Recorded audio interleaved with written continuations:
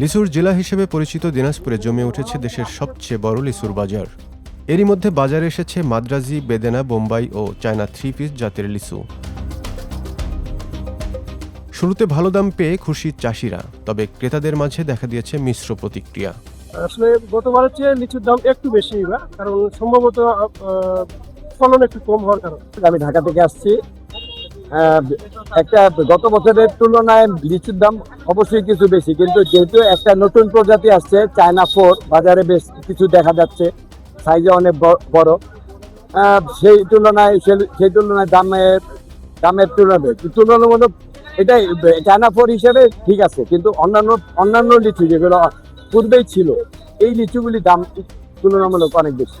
দিনাজপুরের সুস্বাদু লিচু বোম্বাই, মাদ্রাজি, চায়না 3 পিস, বেদেনা, কাঁঠালি সহ বিভিন্ন জাতের সুস্বাদু লিচুর সুনাম দেশের গণ্ডি পেরিয়ে বিদেশে ছড়িয়ে পড়েছে।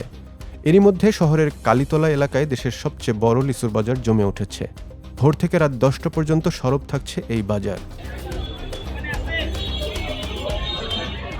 প্রতিটি দোকানে সবুজ পাতা বিছিয়ে তার উপর লিচু সাজিয়ে রাখা হয়েছে। ক্রেতাদের আকৃষ্ট করতে হাঁক ডাক দিচ্ছেন বিক্রেতারা। তীব্র দাবদাহ ও ঝড়ের কারণে লিচুর ক্ষতি হওয়ায় বাজারে সরবরাহ কম।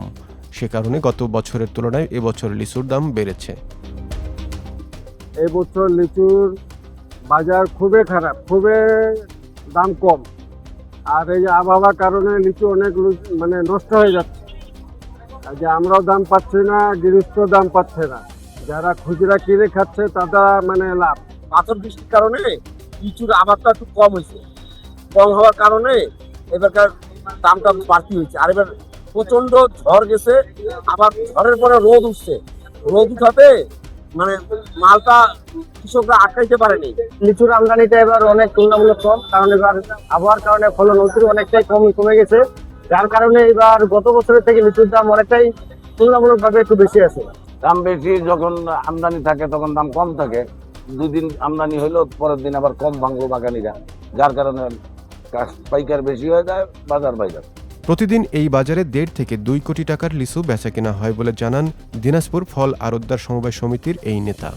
অতিরিক্ত রোদের কারণে লিচু জ্বলে যাচ্ছে, তাই কতদিন থাকবে এটা 10 দিনও থাকতে পারে, 15 দিনও থাকতে পারে। যে এইভাবে যদি ওয়েদার চলতে থাকে, কিন্তু এটা মনে হয় বেশি দিন টিকবে না। প্রাকৃতিক দুর্যোগের কারণে 10 থেকে 15% ফল ঝরে পড়লেও ফলন ভালো হওয়ায় খুশি কৃষি বিভাগের এই কর্মকর্তা। দিনাজপুর জেলাটি একটি কৃষিতে সমৃদ্ধ জেলা। এখানে দানাদার, তেল, বিভিন্ন ফসলের পাশাপাশি আমাদের ফলে আমরা সমৃদ্ধ। দিনাজপুরের লিচু, বেদেনা লিচু যে পণ্য হিসেবে ইতিমধ্যে স্বীকৃতি পেয়েছে।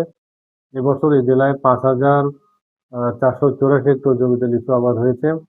আমাদের মৌসুমের শুরুতে গাছগুলোতে প্রচুর ফুল এসেছিল, পরবর্তীতে তাপমাত্রা বেড়ে যাওয়া এবং কন্টিনিউয়াস বৃষ্টির কারণে প্রায় 10 থেকে 15% ফল ড্রপিং হয়েছে।